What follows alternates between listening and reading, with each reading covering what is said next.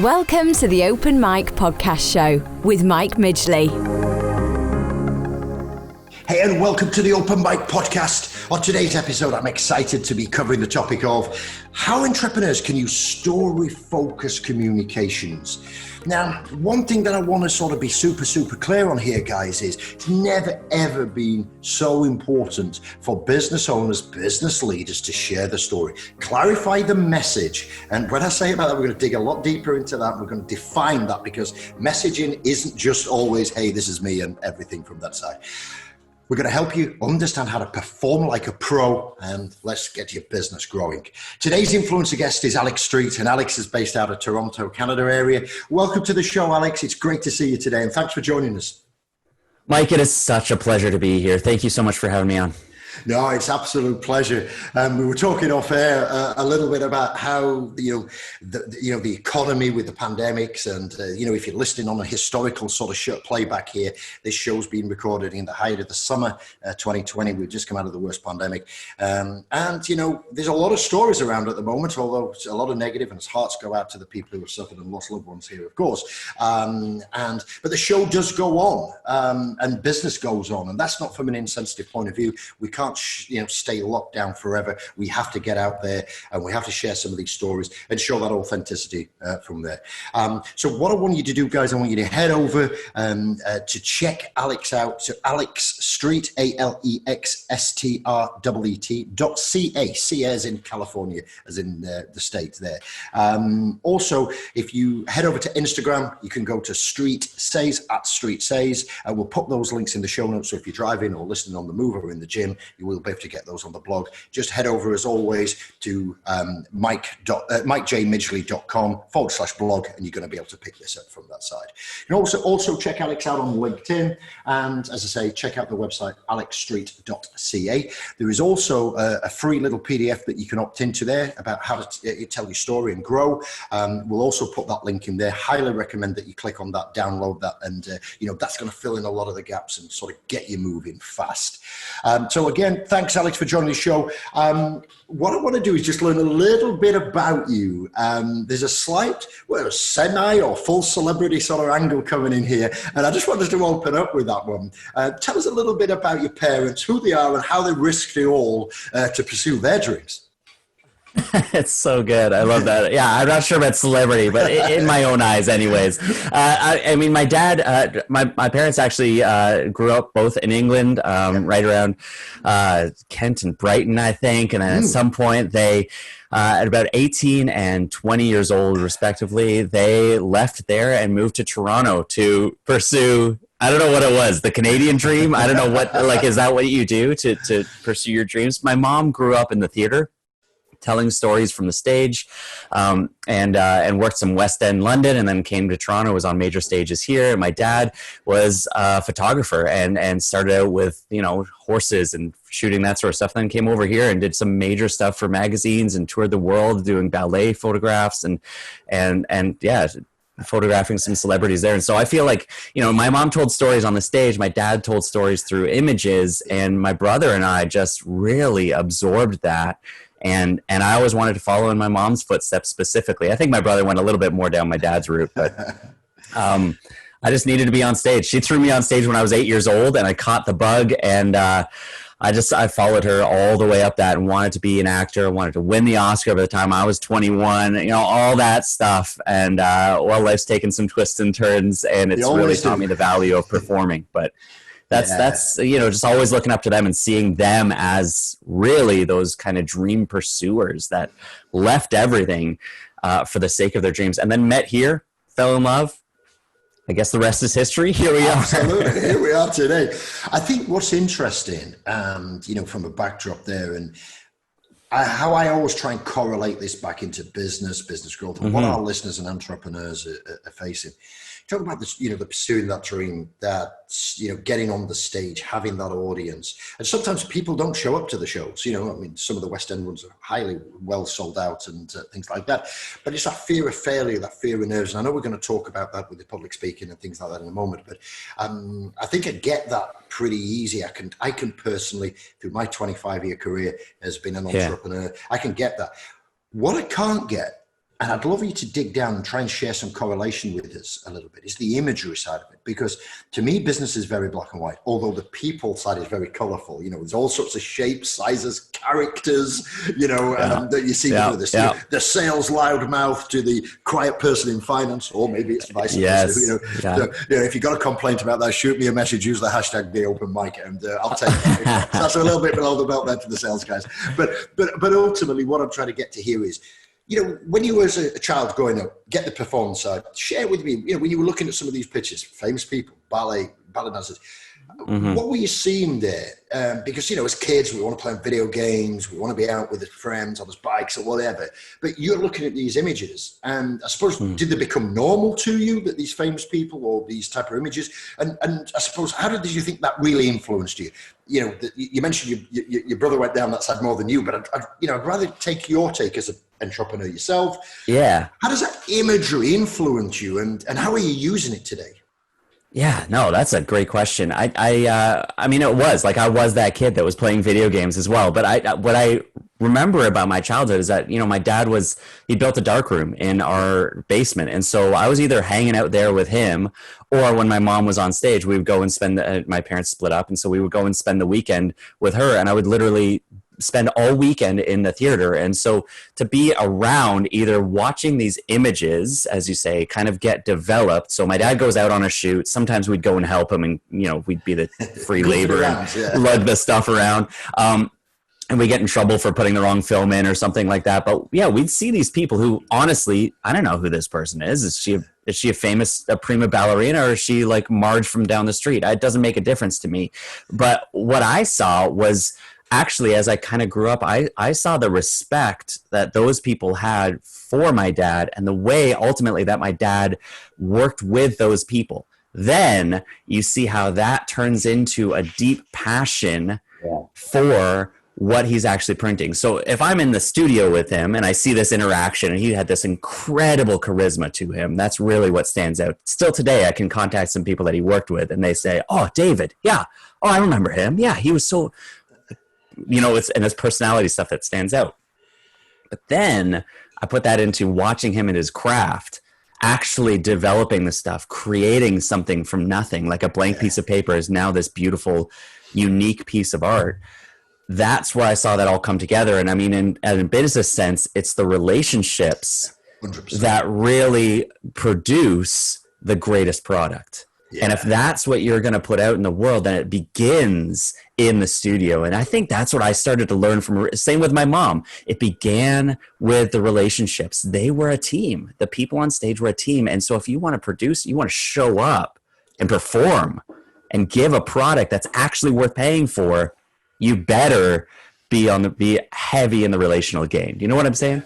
Absolutely, and I love that. And you know, I was hoping you was going to come with something. I had no doubt, of course. But I think in business, you know, relationships. You know, there's some great sayings out there. Forgive me, it's been a hectic week this week. I don't always renounce recall who quoted it, but you know, they say the power of the deal, or the power of your future is not in your product, it's not in your service, it's in the relationship, or it's in the network. Mm-hmm. Your power of your future is in the network that you have. And if you could build that up, and imagine how the photographer is connecting and to see those shots. You know, I see, you know, I work with a wedding planner, right. And some of the videos and photos that we were sent by the photographers who Helen had worked with, outstanding. And I'm thinking, you know, how did they actually get to put that shot together? Because, you know, we just normally pick up a camera and shoot, but they were finding those shots, and that's exactly the same angle, that relationship, finding that unique position in business. And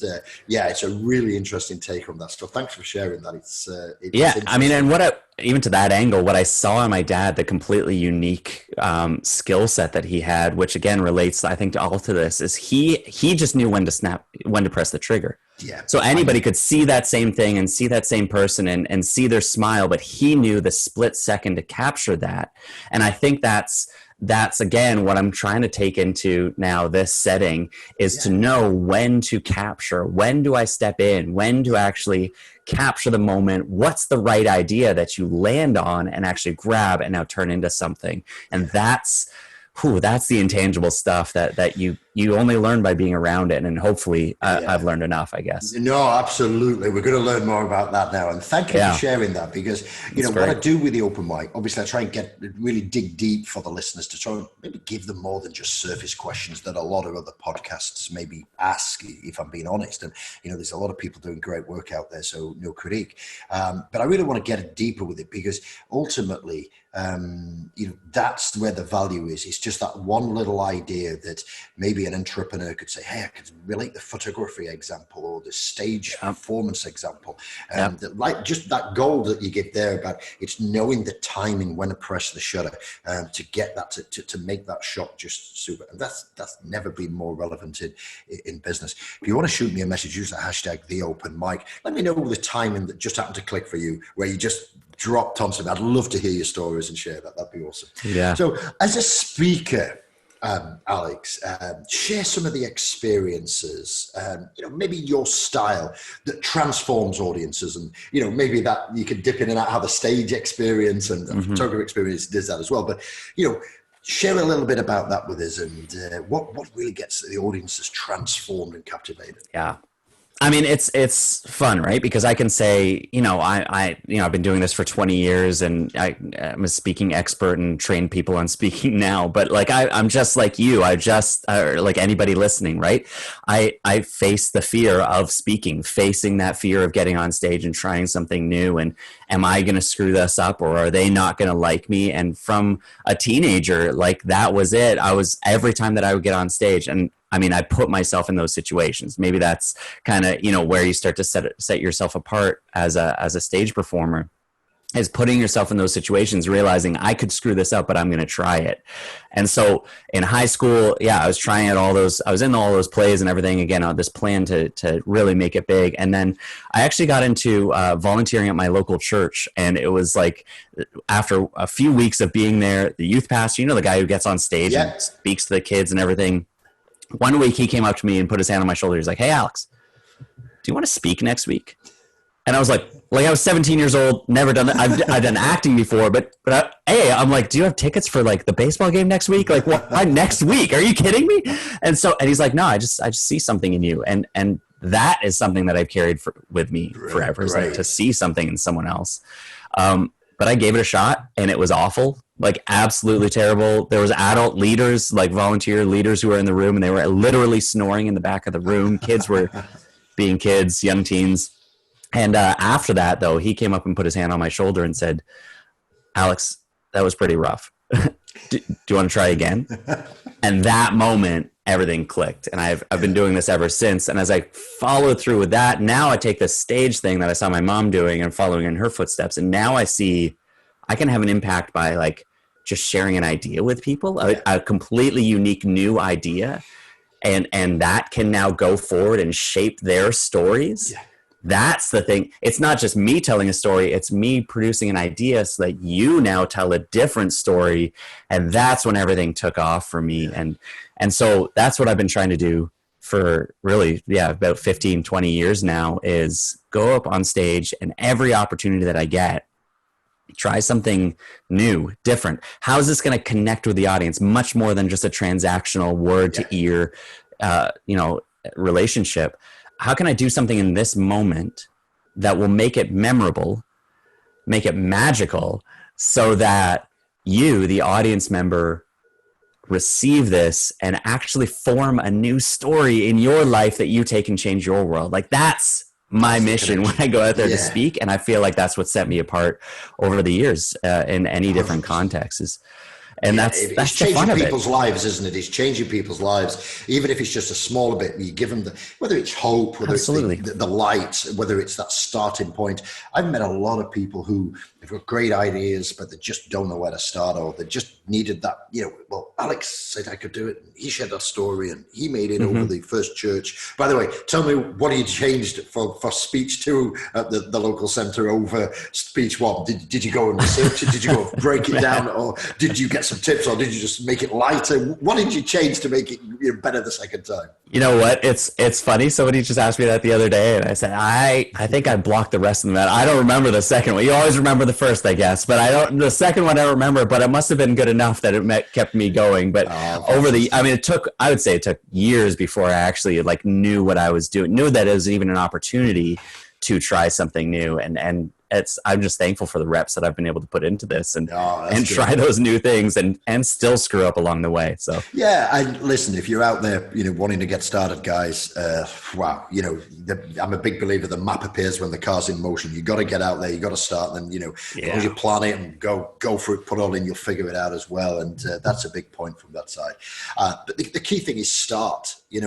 There's no better way than get started. Obviously you could, we're going to talk about this in a lot more detail with Alex, but if you're just looking even more locally, there's regional speaking groups, isn't there, like Toastmasters and things like that, and various things that you can look into, research online, critiques, but just get out there and start. Don't be fearful. You've probably got value to share. And one of the things I see, and I'll take your view on this as well, because you're far more, of an expert than I am in this area. But I think a lot of people who I've met who have got a lot of value, they're very educated, very skilled, good personalities, good communicators, but they sit there to me and say, "Mike, I don't think anybody will like what I say, or I don't think anybody would listen." And I'm like, "Whoa, so listen to yourself. Why do you think that?" And when you say to them, "Why do you think that?" and they probably go, "Well, I don't know." And it's probably that as a masked fear just to sort of go out there and do it. So I don't know if you see that, or a big objection around that. Oh, absolutely. Usually it's around story. It's when I get to talk to people about it's time to share your story. And what's the first thing that people say when I say that? I don't have a good story. Why? It's only me. It's just me. Exactly. And then you go, nope. Everybody starts from that position, but everybody has lived like a novel's worth of a life, at least, probably more like an entire series, an encyclopedia. And you've got so many things to draw from. Really, it just comes down to believing it and then actually digging into it and pulling out the gold that can really help someone else. So I dive right into that because I think that's a hot load of crap. I think that's just you listening to your fear and there's no room for that anymore. We need your voice. We need you. Awesome. So on that point, I know obviously we're going to talk a little bit more about this topic and the subjects using story-focused communications. But I want you to tell me a little bit about the online course that you do, Make Speaking Magical. You released that, providing struggling and scared speakers all the tools to become confident. What could somebody expect if they get involved with that? And would you also, as a second point, say that's the first starting point, or should they do something before they check that course out? Tell us a little. Yeah, that's a great, and if you're kind of the person who just wants to learn and not really interact with people, that's a great way to do it, to kind of get all the good stuff while sitting in the comfort of your pajamas and not having to really dive into anything, have me push any buttons anyways. But that's a great way to start. You go in there, it's packed load course. It's 21 videos, all about 7-8 minutes each, and working through 7 modules, and it's all the tricks that we're actually going to go through here a little bit. And really just diving into truly the performance of speaking and how to make sure that you're speaking your message in whatever format you're doing, whether you're on stage or you're just showing up on camera. There's these little tricks that you can use that actually activate the different parts of the human brain to make sure that your message, however small or large, will be remembered. Because if it's not remembered, then it's not going to tell a story. It's not going to transform a life. And so it's all about activating the memory in certain ways. And I know you've got a message to share. So all that I want to do is help you make it magical and make it memorable. So if we can just, like, what I'm most proud of about this is kind of the 3 formats that the course takes. The first one is like teaching. It's like a workshop. The second one is actually me in front of a live audience. For each point, it's kind of got these for each module. Me in front of a live audience showing what it looks like. And then it's kind of a workshop mode where I take through, okay, now here's how you tell a good story, or here's how you create a concrete image, or here's That's how. what we're about, the how, certainly, for sure. And if you head over to alexstreet.ca/course, and again, you can pick that up on the website. There's a video, you see Alex there, you get the course in there. And that's right. That'd be a great place to start. So you mentioned earlier as we were just on that point, Alex, about the points that we got to cover and some of the things we're going to share out of that course. So when we're looking at how the entrepreneurs can use story-focused communications, one of the first things that you ask people to sort of look at is make it connect. You talk about when you connect with your audience, they know you care. Tell us a little bit more about that as a starting point. Yeah, I love this. I love diving into this stuff because it sounds like connect. Well, that's not story, but like what I notice is stories change the world. Obviously, stories are what we bring and we tell and how we move through. So all of these points that we're going to go through don't necessarily focus on telling a great story, but they focus on giving the audience a great story to tell from your communication with them. So again, what we're doing here is making your message transform your audience so that they now tell a great story going forward. And there is a story element that we'll get to in a second. So to make it connect is absolutely the most important piece. This is all about building trust with your audience. The first thing you need to do when you get in a room, you get on stage, you get on camera, whatever it is, somehow build a trusting relationship with your audience by sharing something with them. This is so vitally important. Again, go to the brain. The first thing that we do, our fear response is to think new human, dangerous.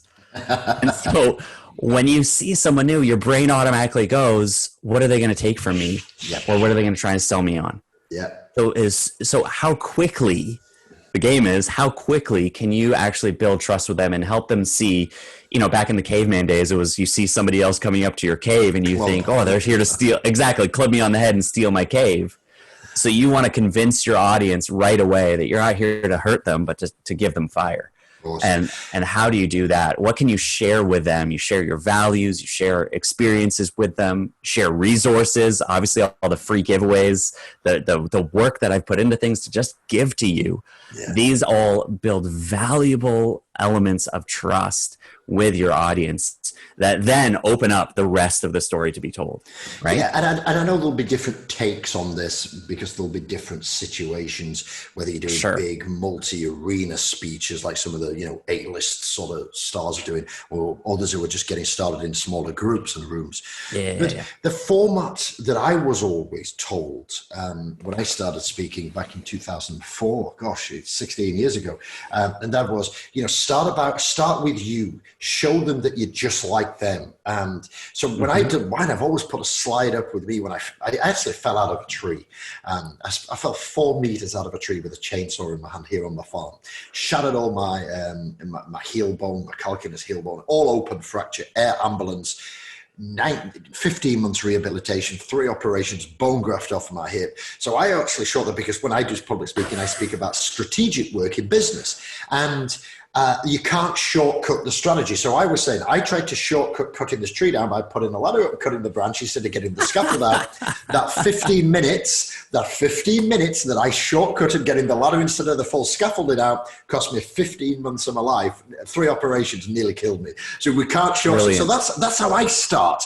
Now, I don't know. Brilliant. I'm not saying that it's right for everybody, but I just say, so look, if you want to go back and I start with me as a picture of me overlooking the Grand Canyon. Mm-hmm. And it's a picture my wife took of me when we went to the Grand Canyon for her 40th birthday. And I've got my shorts on. My legs aren't that great anyway, but I got my shorts on. And what you can see with my sneakers at the bottom is like a white medical sock, because I was like 5 weeks out of plaster of the last operation and I was still hobbling a little bit. And it looks actually on the photograph that I've got 1 sock on and 1 sock missing. And so I thought, that's as if you're thinking that's 1 sock on and 1 sock off. No, let me tell you a story about why I've got this medical bandage on. And that's how I open it up and show them. So I don't know. I'm not fishing for compliments here. I'm just trying to say that's how I open up my public speaking, because it's relative to don't shortcut in business. Don't shortcut the strategy, because if you do, it's going to come and bite you up the backside later on. And I show them that I'm human. I'm not this super speaker, not that I claim to be anyway, but that's how I sort of get down to grasp brass tacks, and I'm just an idiot who fell out of the tree. And over here in the UK, I don't know if you have it in Canada, there's a television program on I'm not sure if it's BBC or Channel 4 now, but it's called Helicopter Heroes, and it follows the air ambulances around and the film crews going with real life accidents.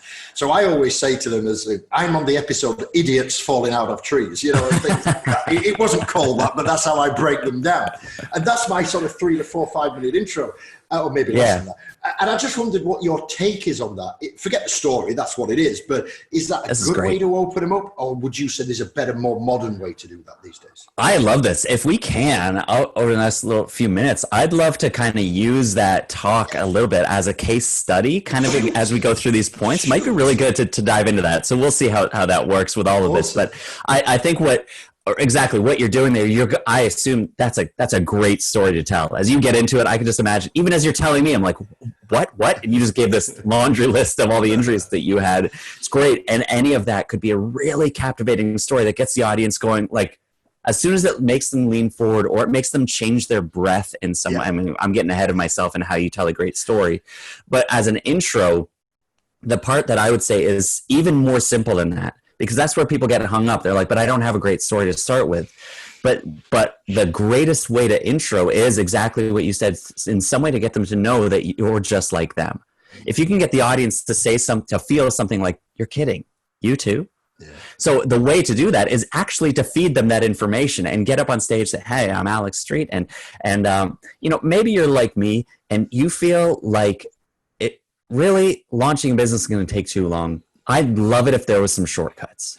Now, everybody in that audience is nodding their head, right? And just like that, you've helped them see that you are just like them in some small way. So that's sharing a value. Then you say, a long time ago, I tried this thing and it was taking too long. And so then I tried to, now you're sharing an experience. So like, does anybody else try to like cut down trees in their own house? Yeah. Now you're sharing an experience. Now there's people who also have trees and gardens in their house and they're saying, wow, he's just like me. He does his own garden work. Yep. So maybe now any of the people that you missed with the first thing, they're connecting with you on the second thing. Yep. And then you say, look, I'm going to take you through a story. And at the end of this, I'm actually going to give you a free resource that's going to help you, with those shortcuts to make sure that you do it right. Now, boom, everybody trusts you. With 3 sentences, you're in, and then you go into your story. Yeah. They're yours. Perfect. Awesome. So that's a Connect example. Again, if you want to find out more about my expedites, search Helicopter Heroes on YouTube. You'll probably see me there. And you talk about getting them to lean forward and be going. I had a hole nearly 6 inches in the side of my foot, bleeding out. And that's why they sent the air ambulance. And because I live in the country, the first responders couldn't get there quick enough. So they sent the ambulance and we didn't even have time. So your audience is leaning forward either out of excitement or because they're going to hurl. Yeah, absolutely.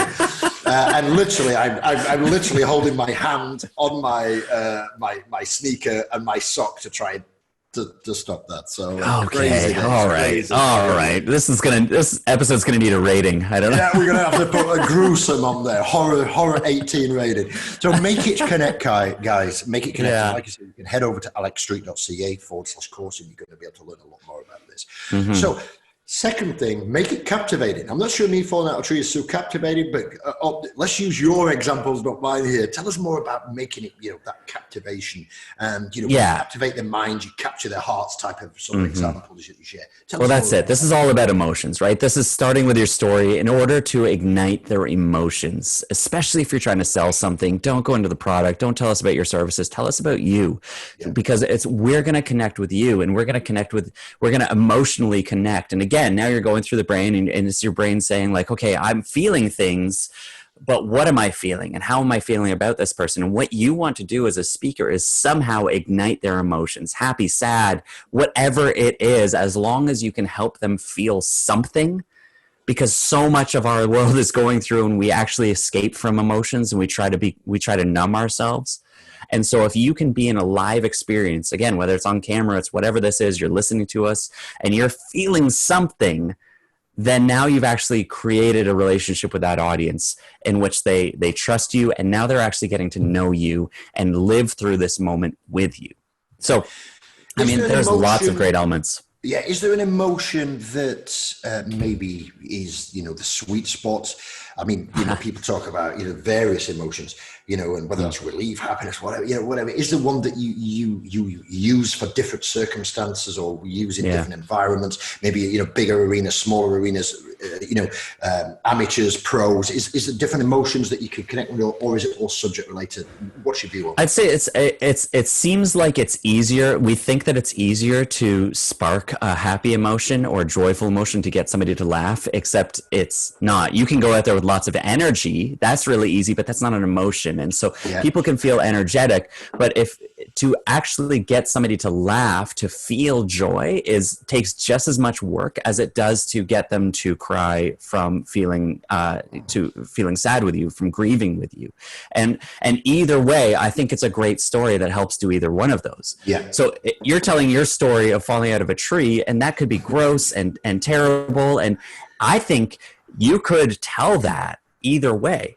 Yeah. If you told it and you're laughing, the audience is laughing with you. If you tell it as a terrible 15 months of your life, the audience may actually be grieving with you. Do you know what I mean? Like, so there's a skill to either one of those, and you kind of look at over either of those. You asked, is there a sweet spot? Yeah. I'd say the sweet spot is simply getting them to feel something. And again, I would come back to this, that changes their breath. Yeah. If you can, this is such a critical part. If you can get your audience in some way to breathe differently, you have affected their physical presence, and it started with their emotions. So again, if they cry, if they laugh, that's breathing. If they cry, they're now holding their breath. If you can get them to go and not breathe at all, wow, you've got them. So anything like that, those are actually actions that are sparked by emotions, and those sort of things really come out as you tell a great story, and specifically about yourself, because they care about you at this point. Yeah, and that's so true. And I've tried it both ways. Personally, not just that story, but, try to get people to laugh. But then if they don't laugh, it's like the tumbleweed coming. So, and then you try it sad, but you don't want to be that fearmonger. So I just play along as that silly person, really. We all make silly mistakes, whether it's in business, as here's a silly bag, they usually laugh, but I think they're more laughing at me than with me type of thing, which is great because it gets it going. But so that's super. And you talk about making it concrete. We obviously understand that, but, I'd like you to sort of bring that captivation into that concrete and sort of bring that together. Now, just talk to us a little bit more about that. Yeah, it's great. And again, you're at this point, if you're kind of moving through the brain from the bottom to around to the front, you're really getting into the visual center of the brain. So you've talked about some pretty abstract stuff at this point. Now you really want to solidify that and make your point known, real, make them actually connect with something, because it's all up in their brain. And right now they're all, as good as you've done to actually help them picture the image, picture you falling out of that tree, wherever you are, succeeding in your business, as well as you've done to actually create that image in their brains, it only exists up here right now. And each one is going to be different. So how do you actually now give them something that not only solidifies your point, but brings us all into this exact moment at this point right here? Because when you show something real, then you make the idea a reality. Yeah. And so, showing something real, this is about an object, an image, a video, just something visual to activate the visual center of the brain. So I think, for your story, this would be really effective if you're on stage and you actually have a chainsaw with you. If you were on stage and you brought that up with you, and at the end, in the middle of the story or at the beginning of the story, you rev that thing up, now you've activated every part, every sense, that they might even be able to smell the gasoline, all of that. But now they're going to remember not only Mike, the guy with that story falling out of the tree, but Mike, the guy who brought the chainsaw. He was the guy I brought a freaking chainsaw on the stage. That was so rad. And what that does, it might seem like a gimmick, but it's actually activating the entire brain in ways that most speakers completely ignore. And we just work with our words. But it's just the smallest visual thing. And this is where people use slides, but they only throw words on a slide. But what if you threw an image on the slide? So any sort of these concrete images can truly transform the way that people remember you. And then we'll turn that into a story. So it's not necessarily this is probably the wrong explanation, but it's more like the proof of it, isn't it? It's like you said, that image on there. Look, what I was going to do, but it was so bad. I was going to show a picture of my foot the first day when it didn't even look like a foot. It was all yellow and all, and I had even put these rough stitches in there just to hold it together. But I thought that may be a little bit too aggressive. But the chainsaw, I love the chainsaw idea. That's fabulous, and I'm not quite sure whether we'd get arrested walking through London with a chainsaw in his hand. I'm not sure. But the point I'm saying is, again, but what you're trying to say is that whether this is the right example or the wrong example, it doesn't really matter. But what we're saying is that, look, take it out of the visual or take it out of the theoretical and put it into the tangible or the proof and show something that's going to stand out. And that's what we're transferring into concrete. And so even just to make it really relevant for today, it's not so much the stage example, but if you're doing an Instagram live video and you're going out and you're talking about an idea, again, this is why it's so good to stick with your story. If you're telling your story, I would just go and stand outside under a tree and tell that same story instead of sitting in your office where the context isn't there. It's really that simple. It's pulling something out. I'm looking for sticky ideas. Are you looking for sticky ideas? So I pull out a piece of duct tape. That was just sitting here right here. I have no idea where that's coming from, but that actually makes a difference is what awesome. Because totally get it, and that's outstanding. Right? I will be applying these latest changes. I'll probably get arrested before turning up for the keynote with, man in London arrested with chainsaw on London Bridge or something like that. But if you see that, just remove the chain from the actual chainsaw so that you don't lose another foot. I'll probably drop it and end up chopping one of the delegates' arms off or something like that. No, my luck. So, but joking aside, it's a great point. You're absolutely right. Credibility, make it credible. When you tell them facts, you build credible foundation. We know that's there. Showing the visual proof to a degree gets them so far, but what's next? How do we really amplify that part? Yeah, this is about logos. This is logic. This is right now you've done a really good job speaking to the more artistic minded people, the more abstract thinkers in the audience, and they are with you. They are so in. They've imagined this. They've laughed with you. Their emotions have been sparked, and you have a lot of people in the audience that are thinking, "Give me the numbers, man. Give me the facts. I'm here. I got a limited amount of time. Give me some proof." And the proof is in the pudding. The proof is in the numbers. You need to stand on the facts to build a firm foundation. So you've got this great thing that you're building, but it's built on sand unless you can give some solid foundation, some real credibility of numbers of people that have been helped by your service, of the actual testimonials of people and how they've changed from here to here. You give some names of people that you've worked with. You give some really clear next steps. This is it. That's what credibility is. That's what making it credible is all about. And as soon as you do it at the beginning, you do it in the middle. I wouldn't wait till the end to do this. You do it because as soon as you do, you've got all those skeptical, logical thinkers. I love you. I don't think like you, but I love you. And we need to help you out and really bring you into this as much as possible. So it can be overlooked. And some of you, I know, you only think this way. And you think that you're going to get up and give a presentation or speak in some way and only give the credible facts. Well, then you're missing this wide other open world that we've been talking about already. So it's a piece of the puzzle. It's not the whole thing, but it really activates the logical part of our brain that is really looking for proof. Awesome. Tell me, if you were using social proof, the listeners were going to use social proof, like maybe a case study, but not a full long one, but a high level quote or stat or like you say, stand on facts. Would you use 1, 2, 3? Would you use, is there a sweet spot? Because we talk about use it like salt. So, pinch of salt, show it, prove it. There's more if you want it.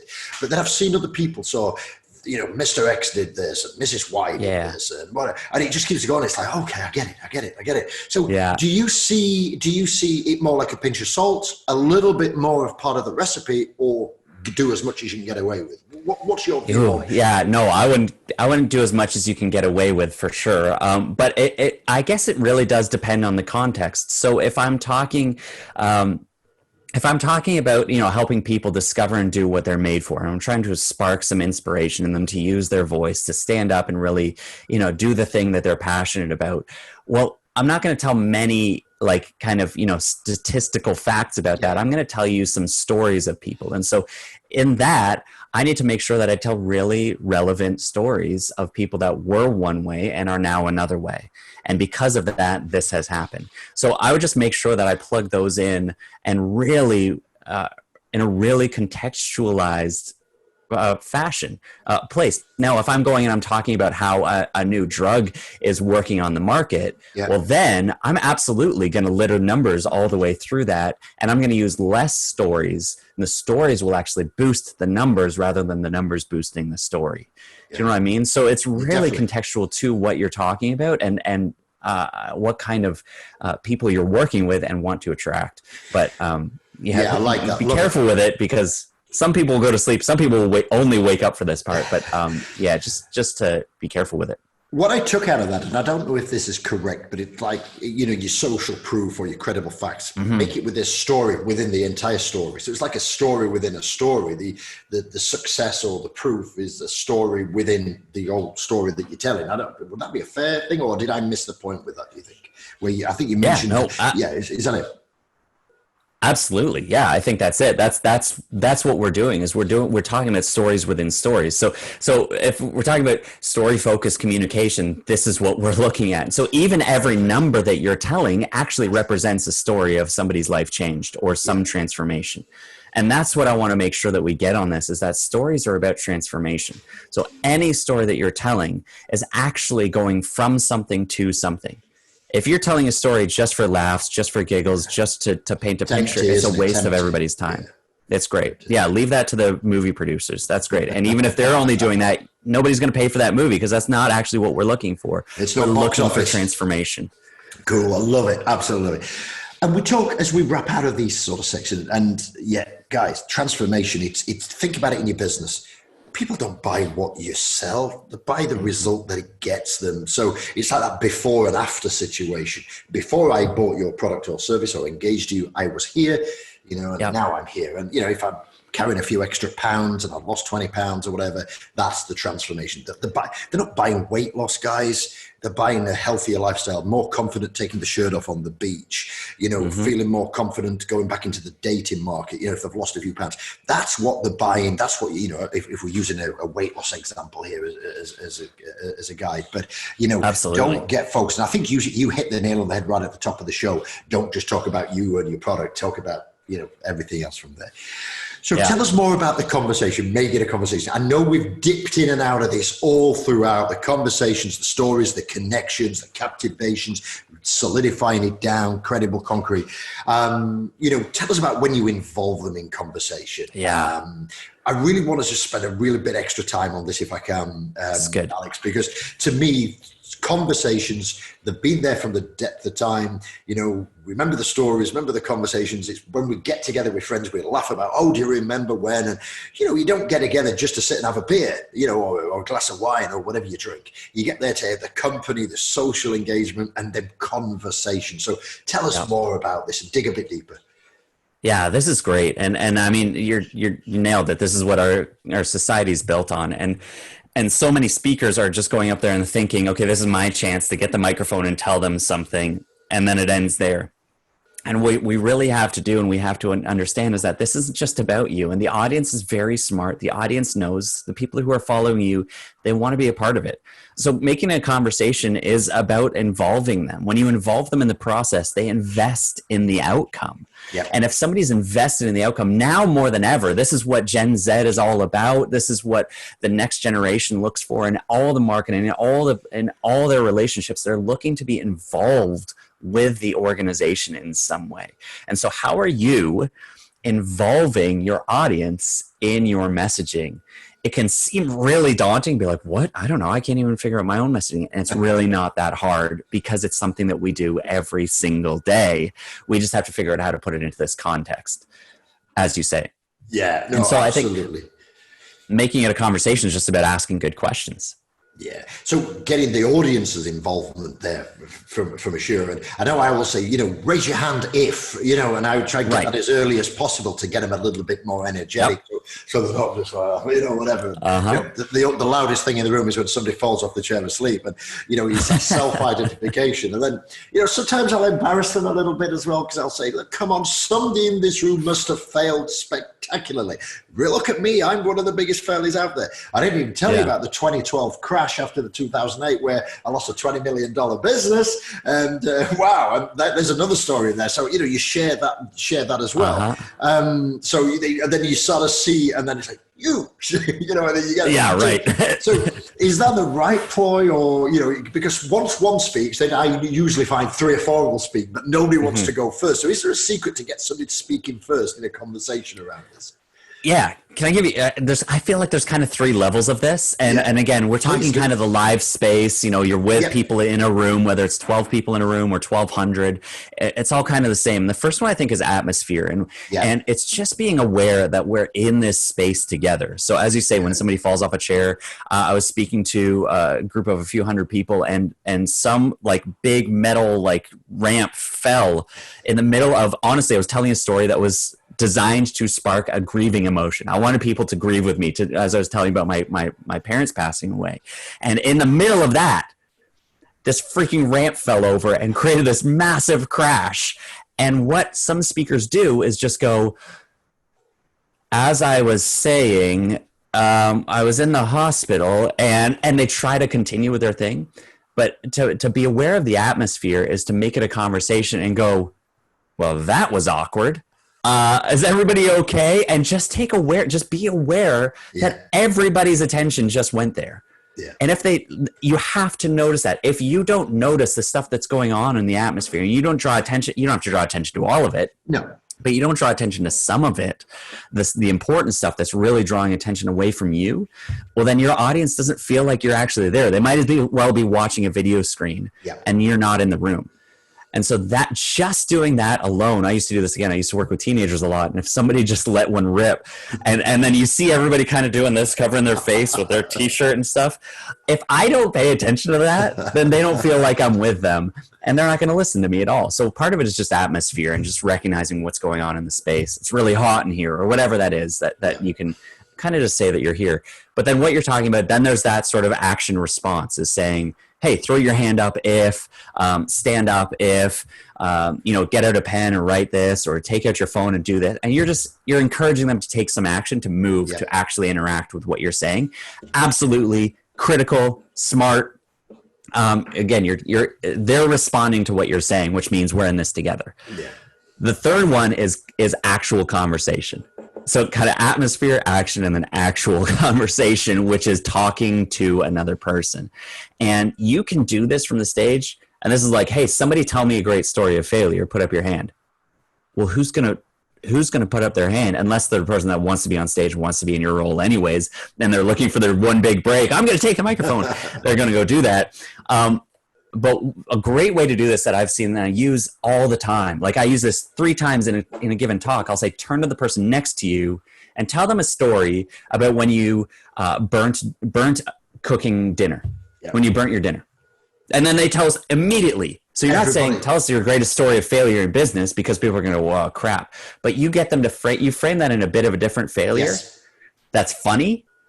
And you tell them to turn to the person next to them, they're going to turn. It sparks life in the room. Amazing. And then you now get them talking to each other. They're laughing with each other. You could then point out and say, hey, tell me what your neighbor said. And then they're going to tell them what you don't want them to tell what they said, because a lot of people still get nervous. Tell me what the person next to you said. They're happy to share that. You could do that and play off that. Or you could just go from that into, we fail in a lot of ways, don't we? Sometimes it feels devastating. Sometimes it's with your parents coming over for dinner. Sometimes it's with a multi-million-dollar company. And I want to tell you about that story and how that happened in my life. Now, everybody's involved in that process. Yeah. And they don't feel that they're the only one, because a lot of people who I speak with, they have lost the bounce back, the turnarounds, we actually picked a client up out of one, funny enough, that they'd lost a £3 million, so about $4.5 million based on today's conversions, about a $4.5 million contract, and it was 90% of the business, and they came up and shared that story. And then we actually got involved with them and helped them turn around, and they're back up to 6 million now and going the right way. But that was just by getting them to share that story. And I think it was like an epiphany for, I'll not mention the name because I don't want to sort of give any confidential stuff, but the client actually, he says, I want to tell my story. I want to tell everybody what's happened because I'm fed up of hiding it. And for him, it was like his confession. He's like, he's got to see look, this is what's happened. We totally got it wrong. We were geared wrong. 90% of his business was one client. We lost it. We went from £3.5 million or whatever it was down to like 100 grand. And they've got all the infrastructure, staff, big redundancy. And I'm like, wow, keep going. You know what I mean? And it overrun on the talk. And then we talked afterwards, and then he became a client. And it's just strange how that happened. But that was a conversation that, wow, just let him go. And I actually think the owners were more interested in that fairly than they were all this mindset. So I just let it run. Can I just touch on that for a minute? Because this is the key. This is why a lot of people shy away from this, is because it's giving control to somebody else. So you get into speaking because you actually love control. You're hosting a podcast because you actually love to control a conversation and interview people. It's not to a fault. It's just it's a talent that you have that not many people have. And so to get up and to control a room is a really fun and engaging thing. That's what I love to do. So to think about giving that control over to somebody else, holding the mic, pro tip, always hold the mic. Don't give the person the mic. They will run away with it. You hold on to the mic and you can pull it away whenever you want. But to give that moment to somebody else or to the audience, you just have to be really willing to share that stage, which goes a long way, but also be willing to pull it back and then wrap that up and take that control back, because that's going to be the key. So this is what a lot of people are afraid of, but it says so much about your character that really then builds confidence in the audience to buy what you're selling, to work with you, to believe you. There's so much wrapped in all that control that I think is so significant to this. Awesome. No, thank you for that. And as I say, to me, it was just, failure is not a singular, it's a plural, and single people fail many times, couples fail many times, businesses fail many times, but it's a learning exercise from there. So that's great. Yeah. But I absolutely love the atmosphere, the interaction, and the actual conversation. And, the gold that I took out of that, which I don't use, but I certainly will be using now. And this is what these shows are about. I love doing the open mic. It's my favorite part of the week, guys, because the rest of the week is business, and it's great, and it's there. But I get to interview great, talented, leaders like Alex. And I use it not only as a public service for my audience, but I also use it for, self-development as well. And, I'm learning off you as well. And it's great. So the biggest piece of gold that I took out of point 3 was, instead of trying to get them to get involved, turn next to the person next to you and share that conversation and light up that room. So that's absolutely dynamite and gold for me, Alex. Thank you so much. I've learned a lot more, I think, in the last 60 minutes than I have in probably the last 10 years doing public speaking. So thank you so much. And obviously, it's not just about public speaking. It's all about focused communications, getting stories into those conversations. As I said, head over to check out alexstreet.ca. Head over to Instagram at Street Says and check out that conversation there. Don't forget, you can head over to the Magical Video course on the website as well as get that free PDF we mentioned at the top of the show. All the links are in the show notes, ready for you guys to access. And before we wrap, Alex, I could speak with you all afternoon. I'm learning so much, but time is precious. I'm aware of that. And we're slightly over, so thank you for extending that. So as we wrap, please, if we were to condense everything that we've done, and that would be an injustice, I get that, but if we could try and condense this for the listeners into 3 pro tips to get better story conversations, focused communication going, what would they be? Yeah, I would really focus on how to tell a great transformation story. And so it's really focusing on 3 different things. And if you can go from here and you can spend a bit of time, go to a coffee shop and work through these 3 elements, then you will have a really great story to tell. And so these 3 things are, think about who you were.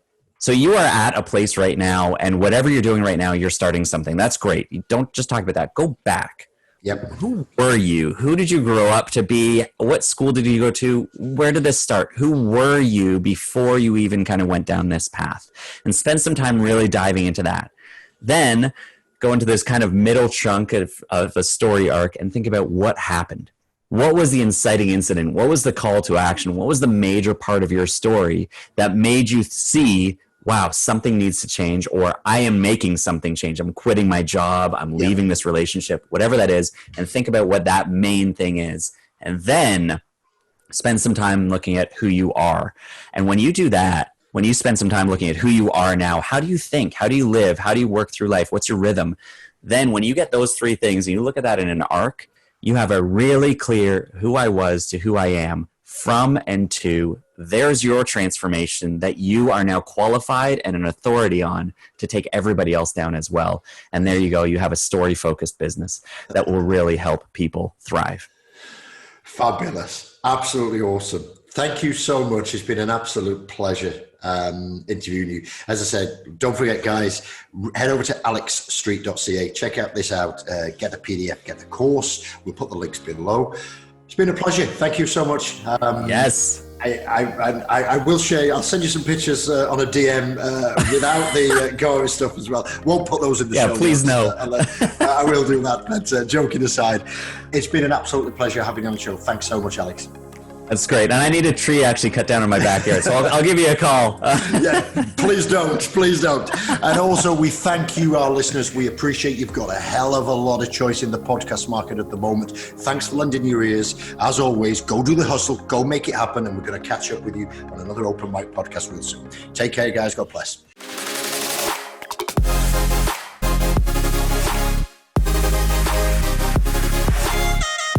You have been listening to The Open Mic, brought to you by The Success Hub.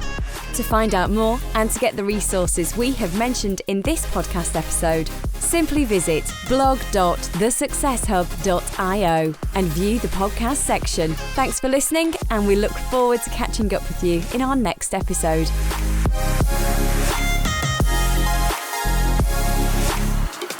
This podcast and associated materials is published under copyright to The Success Hub. All rights reserved. No reproduction of this material is permitted.